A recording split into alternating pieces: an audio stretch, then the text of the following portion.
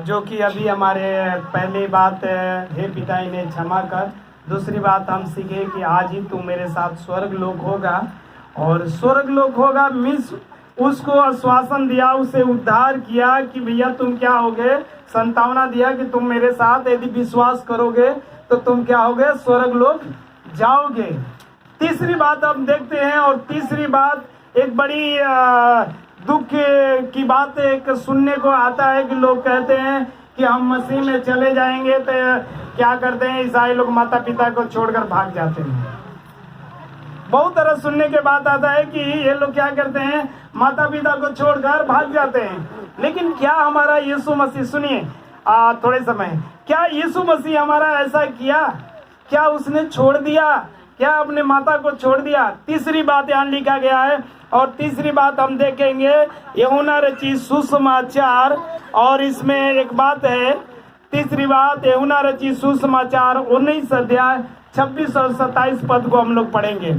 यूहन्ना रचित सुसमाचार 19 अध्याय 26 और 27 पद मैं पढ़ रहा हूँ, आप ध्यान दीजिए। जब यीशु ने अपनी माता और उस चेले को जिससे वो प्रेम रखता था पास खड़े देखा तो अपनी माता से कहा, हे नारी देख ये तेरा पुत्र है।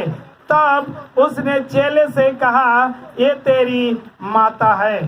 Hallelujah, hallelujah, hallelujah. हम परमेश्वर को धन्यवाद देते हैं। और यहाँ एक बात हमको सीखने के मिलता है कि यीशु मसीह सूली पर रहते हुए, सूली पर चढ़कर उस दर्द में, उस पीड़ा में रहते हुए भी उसने अपने माता को भूला नहीं।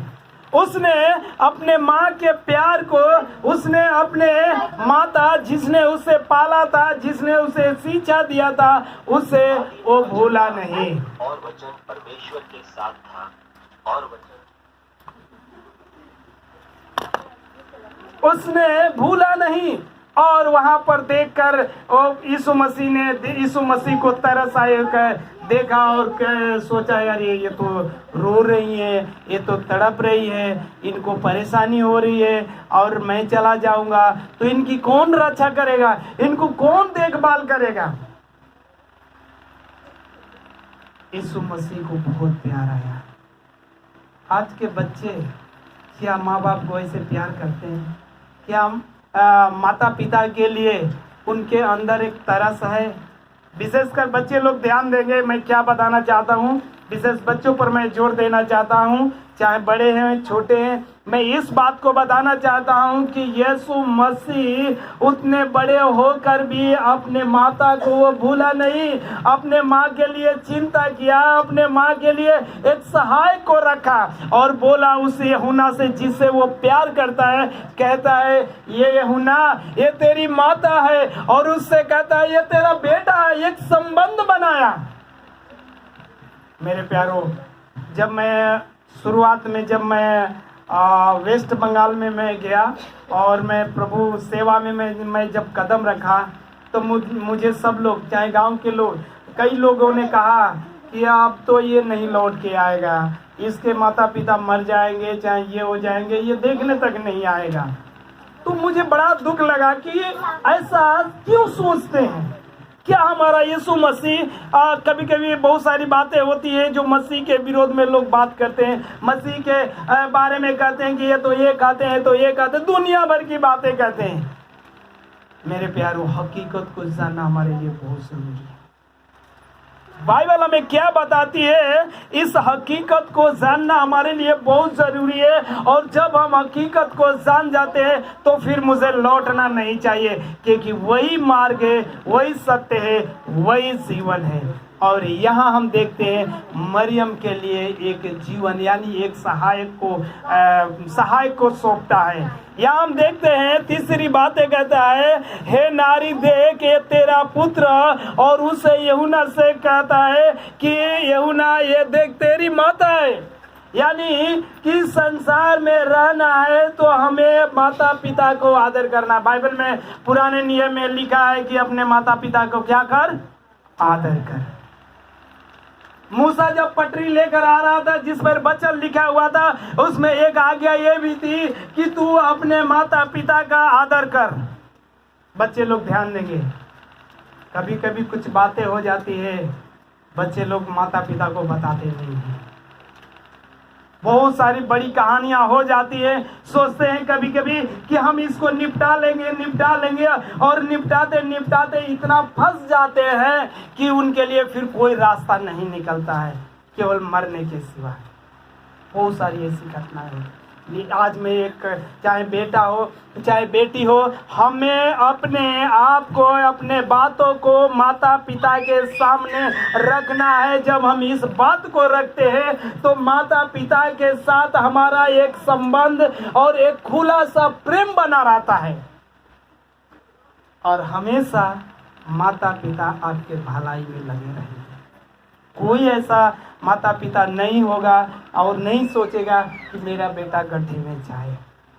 हमेशा जितना होता है उतना। यहाँ हम देखते हैं यीशु मसीह इस बात को एक परिचय कराता है, यानी कि यूहन्ना से मिलाता है, यूहन्ना से परिचय कराता है कि आज के बाद ये तेरा बेटा है। आज के बाद यूहन्ना को बोलता है ये तेरी माता है।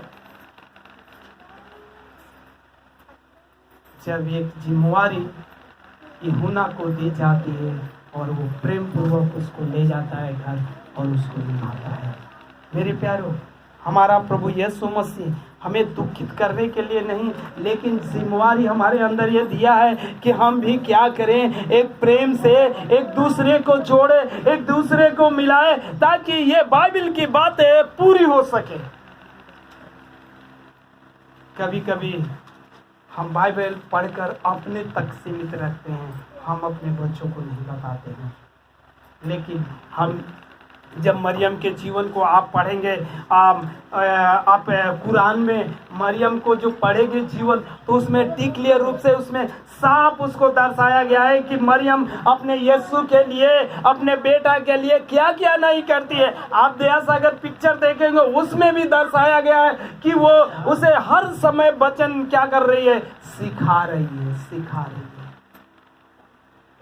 सच में मैं बताना चाहता हूँ, यीशु मसीह ने एक रिश्ता बना कर गया, एक नाता जोड़ कर गया। इस क्रूर दुनिया में, एक क्या बोलेंगे, इस भ्रष्टाचार दुनिया में भी यीशु मसीह ने एक रिश्ता बना कर गया, ताकि उस रिश्ता में हम चले, ताकि हमारे लिए फायदा हो।